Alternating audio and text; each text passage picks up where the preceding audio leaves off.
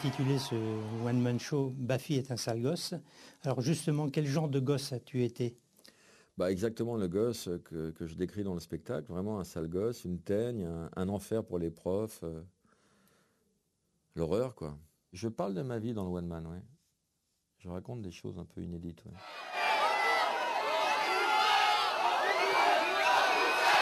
Et tu aimes prendre le public à partie. Est-ce que tu vas beaucoup jouer avec lui ? Écoute, j'ai droit à 5% de perte.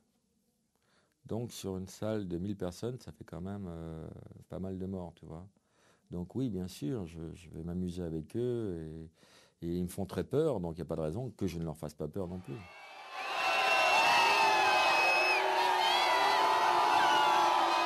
Alors comment se présente ce spectacle ? C'est sous forme de sketch ou de stand-up ? Il n'y a pas de mots encore, c'est un humour de laboratoire, un peu expérimental. Il n'y a pas encore de mots pour expliquer cette forme d'humour. Voilà, on peut pas le qualifier encore.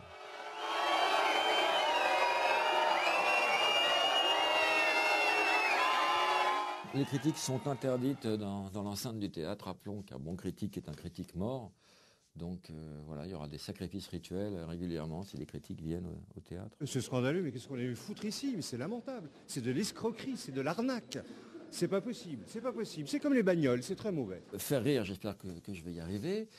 Faire réfléchir, il y a des questions que tout le monde se pose. On va quand même, sans se prendre la tête, mais on fera un peu réfléchir les gens aussi. Et faire jouir, ça c'est ma botte secrète, mais c'est prévu évidemment au programme.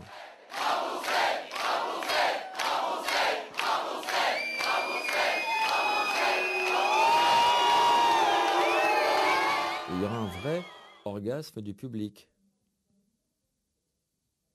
Un vrai. T'as déjà vu 800 personnes qui prennent leurs pieds ensemble ? C'est très beau, faut voir ça au moins une fois dans sa vie. Remboursé, nul. Est-ce que tu fais toujours tien l'aphorisme de Paul Morand ? Je déteste écrire, j'adore avoir écrit. Plus que jamais.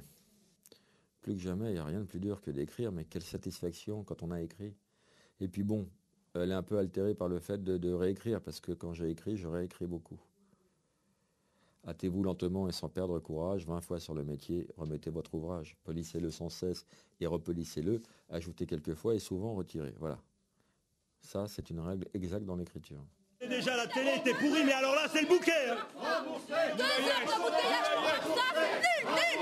Alors est-ce que dans les villes où tu te produis, justement, tu t'adresses, tu étudies un petit peu la ville et tu leur places des private jokes ? Bien sûr, chaque ville a ses rites, ses traditions, son patois et son maire, son adjoint au maire, son député, bien sûr.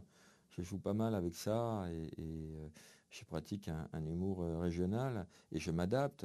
Je m'adapte à chaque ville. Dans le nord, je vais mettre un damar. Dans le sud, je vais prendre l'accent. Bien sûr. En Bretagne, je vais boire plus que l'accoutumée. En Corse, je viens avec Plastique Bertrand. Il y a toujours un petit rapport, une allusion. Remboursé, remboursé, remboursé, remboursé, remboursé. Toi qui es un fou de dictionnaire, quels sont pour toi les plus beaux mots de la langue française ? Déjà, pour moi, quand on me demande quel est le mot que je préfère, je réponds systématiquement dictionnaire. Alors on me dit pourquoi ? Je dis parce que dedans, il y a tous les autres. Alors c'est vrai que je m'en sors par une pirouette.